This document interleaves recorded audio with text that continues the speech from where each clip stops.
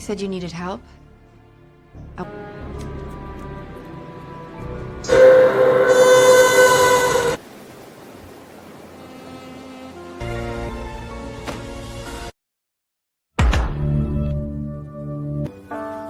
Hai, apa kabarnya? Selamat datang di Royal Cinema.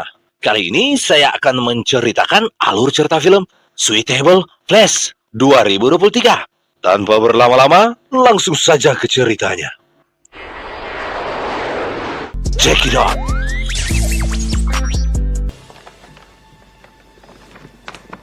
Kisah bermula dari gedung rumah sakit jiwa. Terlihat Dr. Daniela Upton, kita panggil saja Danny, mengunjungi kamar mayat tempat petugas pemakaman membedah tubuh sosok tak terlihat yang telah dibunuh secara brutal. Danny mengunjungi si pembunuh yang ternyata temannya, Dr. Elizabeth Derby. Kita panggil saja Beth. Did they cremate the body?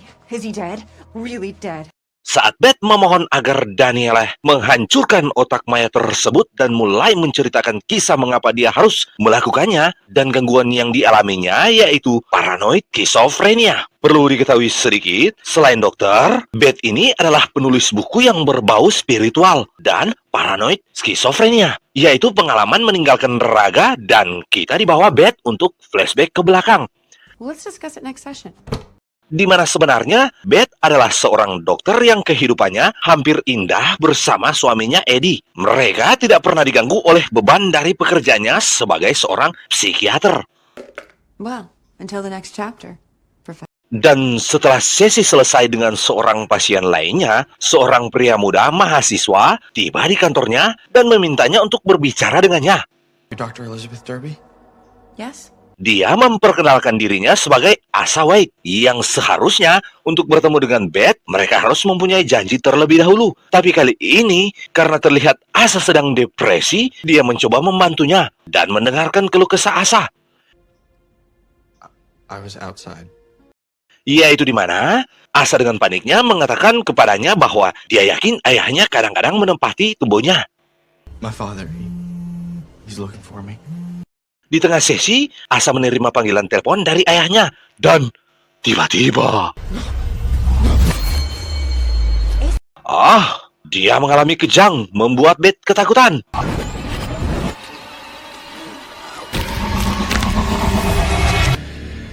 Dan... seperti tidak terjadi apa-apa. Take it easy. Dan perilakunya sangat berbeda. Do you remember our conversation, Mr. Waite? Untuk mendapatkan waktu berkunjung ke tempatnya, Beth memberikan kartu nama dan sempat Asa memperhatikan lekukan tubuh dari Beth. Said you needed help? I want to help you. Dan Asa pergi. Excuse me? But I'll keep that door open. Just in case. Beth merasa terganggu dengan gangguan Asa. Dia membawa pulang pekerjaannya, dan pada malam itu di mana ada proses persilatan bercocok tanam dengan Eddie, namun ternyata Beth membayangkan Asa berada di depannya, menggantikan Eddie. Dan Beth sangat menikmati permainan Asa. Keesokan harinya, dengan mengingat alamat rumah Asa, dia mencoba mengunjungi rumahnya dan menemukan ayahnya. Kita sebut saja Ephraim. Hello? Excuse me, sir? Dalam kondisi sakit parah dengan hanya mengandalkan pil agar dia tetap hidup. Dan tiba-tiba dia mengalami kejang dan langsung mengkonsumsi pil keras dibantu Beth. Beth yang penasaran dengan yang dialami Ephraim, yang ternyata buku dengan segala gambar aneh dan simbol di dalamnya, simbol kutukan, menandakan dia sedang mempelajari mantra sekte sesat kuno. Oh, it's entitled none of your fucking business. Agar Ephraim tidak diganggu Beth lagi, tiba-tiba saja Ephraim langsung mengusirnya dengan pisau besar dan sempat melukainya. Tapi, tanpa disengaja, darah Beth menempel di buku kuno tersebut. Wouldn't let me. Di hari berikutnya, Beth yang sedang bekerja membantu seorang pasien traumatik mendapatkan kunjungan kembali dari Asa dan langsung meminta solusi apa yang harus dilakukan terhadap ayahnya. I'm taking you to Miskatonic, and then we're calling the police. yang katanya walaupun sudah semakin tua, tetapi kekuatannya seperti anak muda. Dan sementara bercerita, Beth menghentikannya karena dia masih mendapat kunjungan dari pasien sebelumnya. I'm glad you came back. Stay here. Tapi pada malam hari, Asa menelpon Beth dengan rasa gelisah dan Beth pergi ke rumahnya. Where are you? Asa, I'll be right back. Dan menemukan Ephraim sekarat di lantai. Mr. Wade, this is a medical emergency. Someone is having a heart attack. Asa menolak membiarkan Beth menyerahkan pilnya, tapi Beth menantang perintahnya. Let him die, please. Meskipun dia tidak mampu menghentikan kematian Ephraim, Ever pain he caused you, whatever he did to you, your father can't hurt you anymore. Asa memberitahunya bahwa mereka harus menghancurkan otak Ephraim. Karena jika dia mengucapkan mantra untuk ketiga kalinya, dia akan mengambil alih tubuh Asa. Dan Ephraim masih hidup. Dan aduh, mantranya terucap, menyebabkan Asa mengalami kejang dan ayahnya tewas.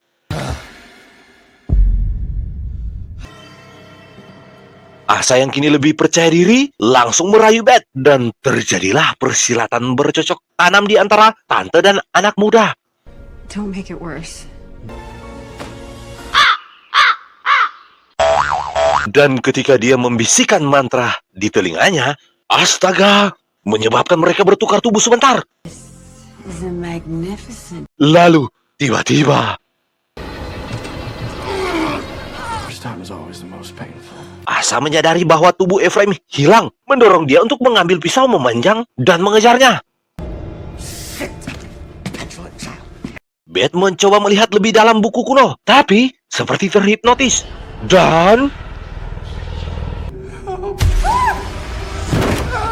aduh, Ephraim memohon Beth untuk membantunya karena dia sebenarnya adalah Asa di tubuh Ephraim. Tapi Ephraim yang asli sekarang di tubuh Asa. Dan tiba-tiba Asa muda masuk dan menusuk lehernya dengan pisau sebelum memanggalnya agar raganya tidak kembali ke tubuh Ephraim lagi. Keesokan harinya, dia menjumpai sesama psikiater, Danny, dan menceritakan tentang peralihan tubuh. Tetapi Danny tidak mengerti apa yang dia maksud. Danny menyuruhnya untuk pulang. But you have to admit what you've done. There There'll be be monsters. Dan pada saat tiba di rumah, dua detektif mampir ke kediaman Derby untuk menanyai Beth tentang kebakaran di rumah White. Dan Ephraim dicap sebagai orang hilang yang oleh pengakuan Beth, dia sempat mengunjungi tempat tersebut sebagai dokter atas panggilan Asa. Dan kejadian terbakarnya, dia sama sekali tidak mengetahui karena dia pergi setelah kejadian tersebut. Disappeared several days ago. He's been reported as a missing person. Ma'am. Have a nice day, officers. Dan ketika dua polisi pergi, dengan beraninya, dia mengaku berhubungan dengan Asa kepada Eddie, membuat Eddie terpukul dan meninggalkannya. Kasihan. Can't look at you right now. Dia lalu kembali ke tempat kerjanya untuk menyendiri. Tapi Asa tidak akan membiarkannya dan mengunjunginya. Dan langsung terjadi lagi persilatan bercocok tanam. Tapi kali ini, dia dijatuhkan. Dan itu hanya mimpi buruk baginya. Doctor. Selanjutnya, setelah dia selesai dengan sesi pasiennya, dia mencoba memperbaiki pernikahannya dan kembali ke rumah menjumpai Eddie. Tapi ternyata, Ephraim masih dalam tubuh Asa, memborgol dirinya ke tiang di ruang bawah tanahnya dan menelpon Beth. Membaca mantra dan menyebabkan keduanya bertukar tubuh. Dan ternyata, Ephraim sangat menikmati tubuh Beth. Ini Papa Ephraim ada kelainan juga kayaknya ya. Laki-laki mengambil raga dan menyukai pria, padahal sudah mempunyai anak ganteng. Dan Eddie pun tiba. Dia lalu langsung merayunya dan terjadi lagi persilatan bercocok tanam antara Eddie dan Beth yang dikuasai Bapak Ephraim. Tapi di lokasi lain, Beth yang merasuki tubuh Asa menelpon Danny dan menceritakan tentang apa yang terjadi, hingga mengundangnya datang untuk menolongnya. Tapi karena dia tidak mengetahui tentang Asa dan apa yang terjadi sebenarnya, mereka heran dengannya. Yang tiba-tiba saja, dia menelpon polisi untuk menceritakan suaminya dalam bahaya. Dengan sigap, dua polisi langsung mengunjungi rumahnya untuk memeriksa. We received a call from emergency services about a Dan benar saja, Ephraim yang merasuki tubuh Beth berpura-pura seperti tidak terjadi apa-apa. Yang menurutnya itu ulah dari salah satu pasiennya. It might be one of my patients. What happened to Elizabeth Derby? Kembali ke lokasi, Dr. Danny setelah mendengar bualan dari Beth yang merasuki Asa, merasa Beth yang asli dalam bahaya, dia bertanya tentang Beth dan akan melaporkan Asa ke polisi. Tapi, Beth tetap meyakinkan Danny bahwa dialah yang sekarang berdiri di depannya. Sampai-sampai, rahasia masa lalunya mengenai perselingkuhannya yang hanya mereka berdua yang tahu, diungkitnya. Tapi tiba-tiba... Di saat Danny sudah mulai mau percaya dengannya, raga Ephraim kembali ke tubuh Asa dan Beth kembali ke tubuhnya, disaksikan polisi dan suaminya. Tapi di tempat Asa, dia seperti tidak terjadi apa-apa dan heran dengan kehadiran Danny, yang sebenarnya dia tahu tempat kunci dan langsung merayu Danny dan menawarkan jika ingin ikut terlibat, tinggal katakan iya atau tidak. You interested in the round? Means no. Dan karena Danny sudah mulai merasa takut, dia pergi dari hadapan Asa. Di tempat Beth yang oleh kecurigaannya pernah selingkuh, suaminya tak segan-segan menunjukkan sikap liarnya dengan merokok langsung di depannya. Padahal sebenarnya, dia tidak mengetahui bahwa suaminya merokok. If you want to play games. Dan kejadian sebelum polisi datang, Eddie meminta jatah-jatah mantap lagi dengannya. Karena terlihat dia sudah tidak tahan. Tapi tiba-tiba... Dia menyadari bahwa itu bukan dirinya. Dia meminta Eddie untuk menjauhinya sejauh mungkin. Dan jangan pernah lagi mendekatinya walaupun jarak 100 meter. Ataupun menghubunginya karena bahaya yang sedang bersamanya bisa membunuh Eddie. Dia pun pergi meninggalkan Eddie dan menuju ke tempat kerjanya dan bersiap untuk bunuh diri. How much you have to lose before you realize. Tapi dia sempat terpikir menulis surat untuk Eddie. Dan Ephraim kembali bersama tubuh Asa dan mulai menerornya dengan kata-kata yang tidak penting. Such a little life. Lalu Asa menawarkan kehidupan bebasnya asal dia mampu membunuh Asa. You can keep your little life. Dan dia memilih mengambil pisau dan saling tawar-menawar antara Asa dan Beth. Generations. Dan seketika, Beth tahu kelemahannya. Dan... Free. Wadaw! Dia langsung menusuknya, tapi tidak membuatnya tewas. Dia dengan sekuat tenaga menjatuhkannya. Dan... ketika dia memeriksa... ternyata Asa belum habis. Untuk memastikan kematiannya, dia mengambil mobilnya dan menghantamnya berulang kali. Tapi... raga yang menguasai otak belum juga tebar hingga polisi tiba dan menangkapnya. You truly believe that's what happened? Dan kejadian selanjutnya kembali ke masa kini dengan Danny yang sedang bersamanya, dan oleh kejadian itu dia meminta Danny menghancurkan otaknya. You have to destroy the brain. Tapi di tempat jenazah, tubuh Asa yang akan dibedah tiba-tiba tubuhnya hidup, dan dengan tubuh separuh, dia mencoba membaca mantra untuk masuk ke tubuh Beth. Dan raga mereka bertukar kembali. Beth yang sekarang berada di tubuh separuh tersebut mencoba keluar meminta pertolongan. Beth? Tapi Ephraim yang sekarang bertukar dengan Beth merasa heran dan bertingkah aneh kembali. I'm afraid you're in serious trouble, Beth. It sounds like a drug reaction. Danny merasa curiga, merasa heran dengan kepribadian ganda dari temannya tersebut. Dia mencoba untuk tenang dan langsung mengetahui bahwa itu bukan Beth. Dia menanyakan namanya, tapi teralihkan dengan security yang mengajaknya untuk keluar memeriksa keanehan. Dan... mereka melihat tubuh separuh yang mengaku Beth. Dia mencoba membantu, dan... Get in here! Hurry! Come on! tubuh Asa yang dirasuki Beth tewas. Danny kembali menjumpai Ephraim yang merasuki Beth dan menantangnya. Dan...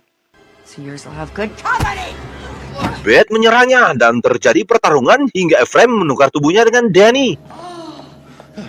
You alright, Dr. Upton? Dan ternyata tubuh Asa yang dalamnya terdapat jiwa Beth masih hidup. Dia menghabisi Beth yang berada di tubuh Asa. Dan...